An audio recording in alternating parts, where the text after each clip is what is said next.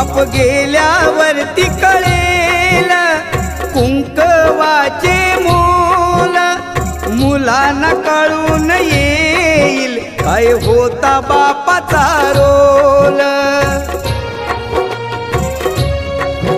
आई समजा रुक्मिणी माता, बापात विठ्ठल पहावा. या दोन दैवता पोटी पुन्हा पुन्हा मी जन्म घ्यावा. जपा त्यांना त्यांच्या म्हातारपणी, बाप माझा